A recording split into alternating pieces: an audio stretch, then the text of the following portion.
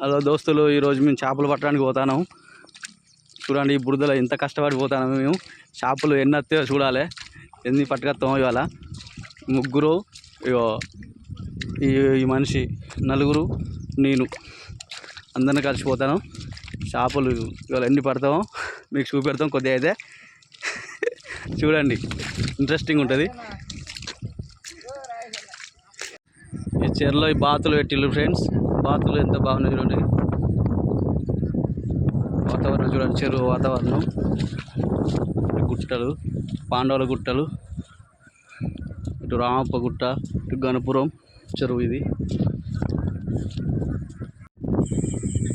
చూడండి ఫ్రెండ్స్, మా వాళ్ళు ఇద్దరు వల పెట్టిళ్ళు. వల పెట్టి వేసి చూస్తున్నారు, ఎన్ని చేపలు పడతాయో చూద్దాం. చూస్తున్నారు మా వాళ్ళు, చేపలు ఎక్కడ వస్తారో లేవో అని. చూడండి, ఇంకా చూడాలి.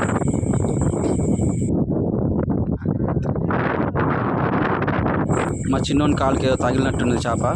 తీస్తున్నారు. మనకైతే ఇప్పుడు 2 చేపలు కనబడుతున్నాయి. చూడాలి ఎన్ని చేపలు పడ్డాయో. బట్టి పెద్దది తీశారు బయటికి. అయితే రండి బాబు, రండి బయటికి రండి.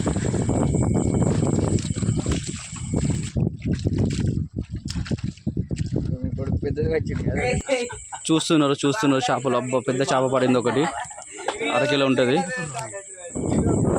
ఇంకా చేపలు చూస్తున్నారు. ఇంకోటి పడింది, ఇదో 3/4 కిలో ఉంటుంది. లైవ్ ఫిష్ ఎంత బాగున్నాయి ఫ్రెండ్స్, చాలా బాగున్నాయి. ఇలా లైవ్ ఫిష్ పట్టుకొని వండుకొని తింటే చాలా బాగుంటుంది ఫ్రెండ్స్. మీకు కూడా ఇటువంటి సంగతి ఏమైనా మీరు చూసినట్లయితే మాకు కామెంట్ చేయండి ఫ్రెండ్స్.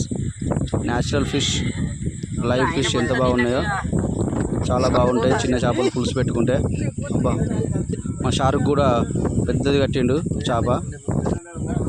మొత్తానికి తిరుగు ప్రయాణంలో వాగు ఇలా దాటినాం. ఫుల్ వాటర్ వెళ్తున్నాయి ఫ్రెండ్స్ గణపురం చెరువులోకి. వాటర్ చేతులు పైకెట్టి వెళ్తున్నాడు మా తమ్ముడు. మొత్తానికి మేము వస్తున్న సన్నివేశంలో వీళ్ళు చేపలు పెట్టడానికి దిగిళ్ళు జాలర్లు.